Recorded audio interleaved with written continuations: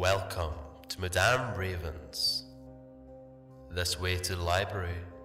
She's been expecting you.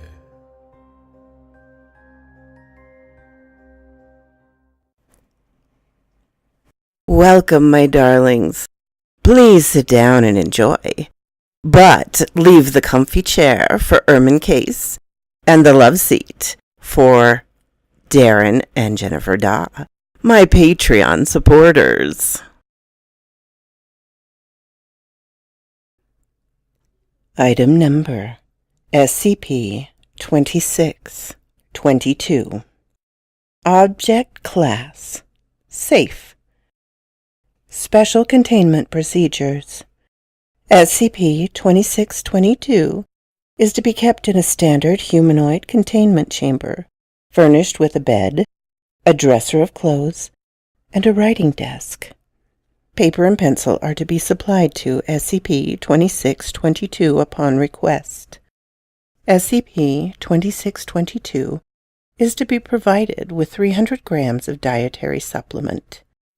2622 Alpha, consisting of 25 parts protein paste to 75 parts soil, 3 times daily. SCP-2622's chamber is to remain in near-complete darkness, unless research access to its cell is desired, in which case the lights may be raised to allow low visibility.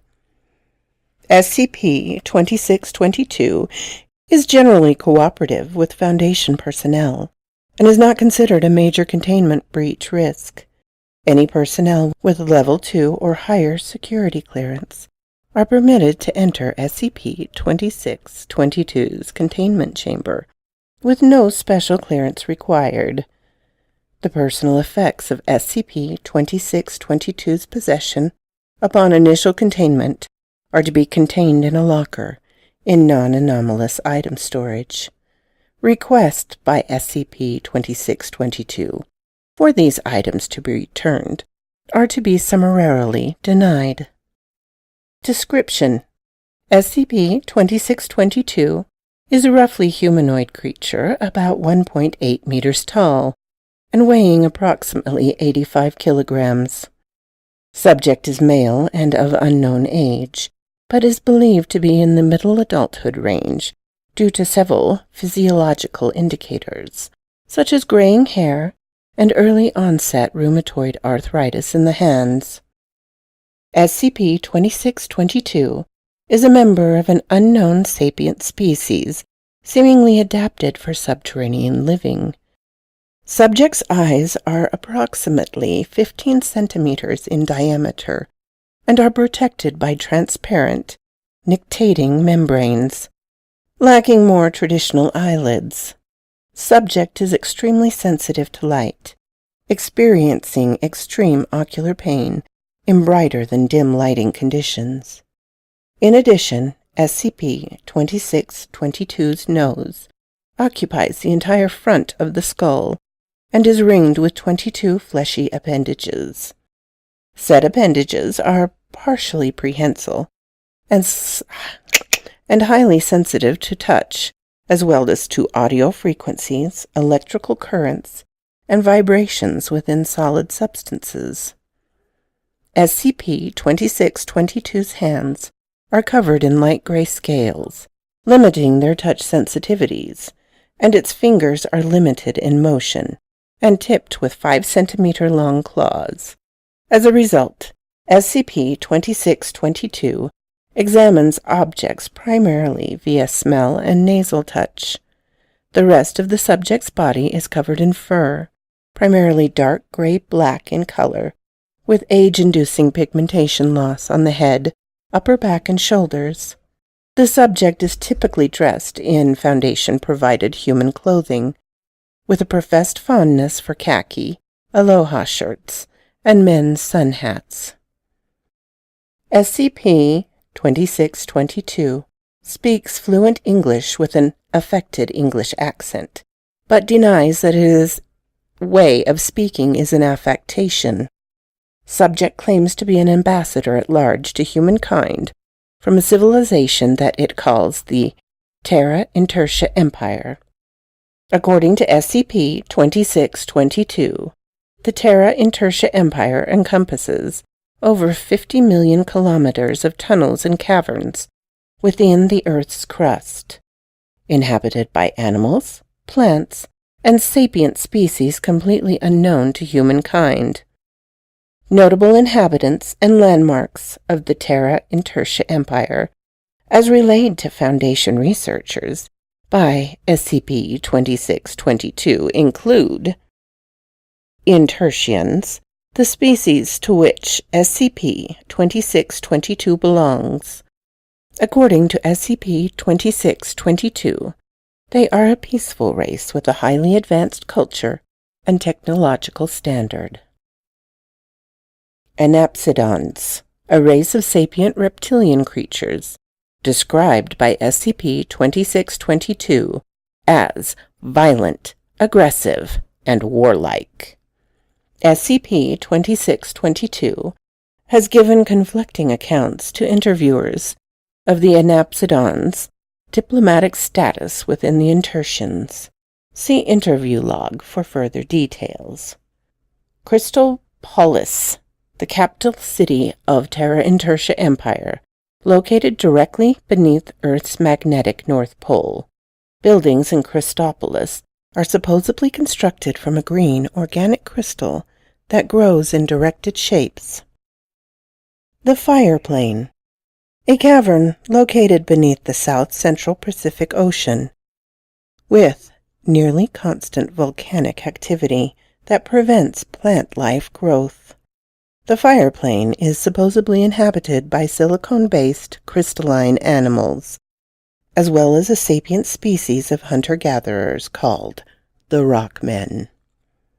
The Great Underland Sea, a body of water located underneath the approximate center of the continent of Africa, populated by prehistoric sea life ranging from the Devonian to the Cretaceous period, 419 to 65 million years ago. In temporal period of origin, as well as mysterious sapient species of fish-like humanoids. The Savage Country, a cavern of immense size, given by SCP-2622 as 100,000 square miles, approximately 2.6 million square kilometers in area, located underneath the island of Greenland in the Arctic Ocean, tropical in clime and supposedly inhabited by dinosaurs. SCP-2622 claims that humankind engaged in frequent diplomatic relations with the Terra Intertia Empire hundreds of thousands of years in the past, and that a cataclysmic event, the nature of which SCP-2622 refuses or is unable to specify, permanently divided the two cultures.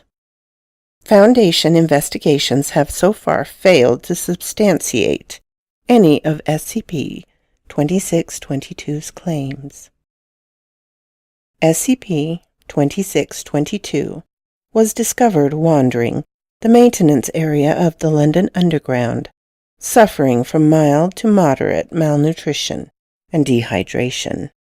After recovering, while in Foundation custody, SCP-2622 excitedly commented on how bloody much humankind had improved, and repeatedly related its personal history to all present Foundation medical and research personnel. SCP-2622 claims to have been cut off from the Terra Intertia Empire since the aforementioned cataclysmic event, and has repeatedly requested that the Foundation re-establish contact with the Terra Intertia Empire and allow it to return home. A complete search of the London Underground by the Foundation field agents uncovered nothing of interest, save for SCP-2622's personal effects, detailed in Addendum 2622-1. Interview log. The following interview was taken on Redacted 2013, 10 days after SCP-2622's initial containment. Interviewer, Researcher Quinnen. Interviewee, SCP-2622. Begin log. Good morning, SCP-2622. Oh, finally! Room service. I ordered my pâté 2 hours ago, and I don't know what you just called me, dear boy, but I suggest you address me by my full and proper title. There is no room service here, 2622. I'm here to... No room service? What kind of hotel is this? The service is bloody abominable. See if I ever stay here again.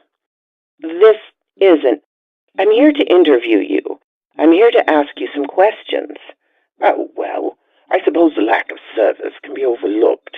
This once. Mm-hmm. So what would you like to hear, my dear boy? This, Terra Intertia empire you come from? Oh, great Intertia. How I long to return to the motherland. We've been unable to determine any evidence of its existence. Well, of course you wouldn't be. Not since the great disaster. I suppose I was the first you'd heard of it. That's correct. Just as I suspected. Wiped from the cultural memory. Can you explain how this great disaster came to pass? Oh, I wasn't present at the time, unfortunately. I was in Terra Extertia on a diplomatic excursion, trying to negotiate the first interior layer trade routes. Oh, if we'd only known the terrible fate that would befall our world. Do you have any idea as to what might have happened? I'd bet you 1,000 crystal coins it was those dastardly Inhabitants. Why do you think that? Always jealous of my people they were, squatting in their muddy hovels and gazing up at our glorious crystal spires. I suspect they meant to knock us down a peg. Yesterday, you told Doctor that the Inhabitants were, quote, the most valiant and gentlemanly brothers-in-arms an Intertian could ask for? You can't predict those Inhabitants, my dear boy. They're always up to something. I see.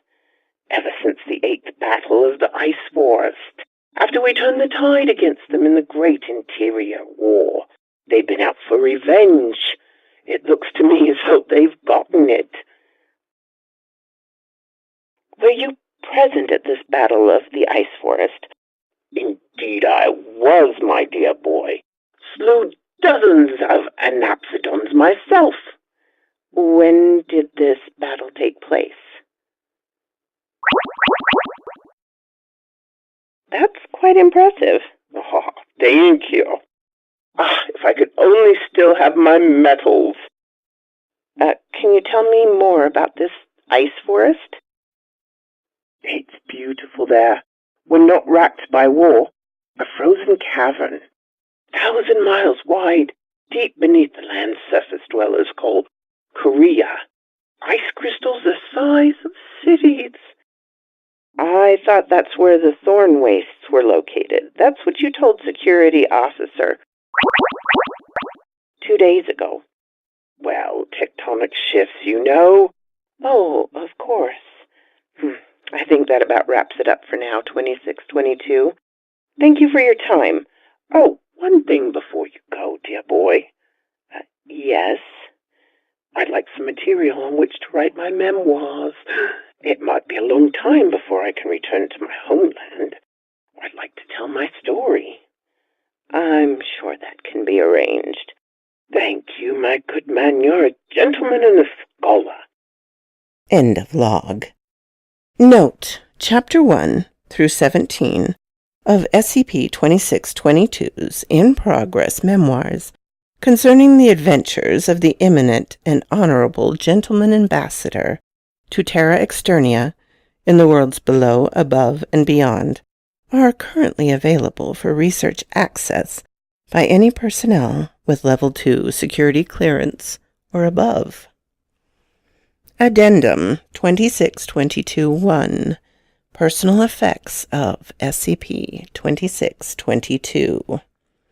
1 backpack, 1 sleeping bag, 1 pillow, 2 sets of clothes, 3 packages of snack food, 1 open, a cardboard cigar box containing 11 facsimiles of military medals constructed from assorted detritus, including bottle caps, tinfoil, and twist ties.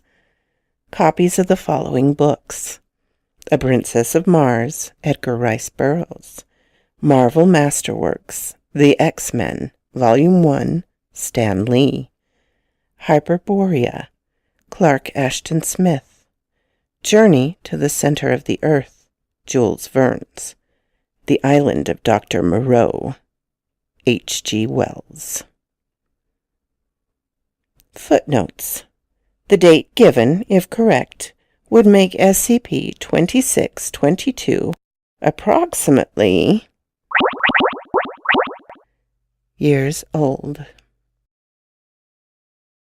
So quoth this raven.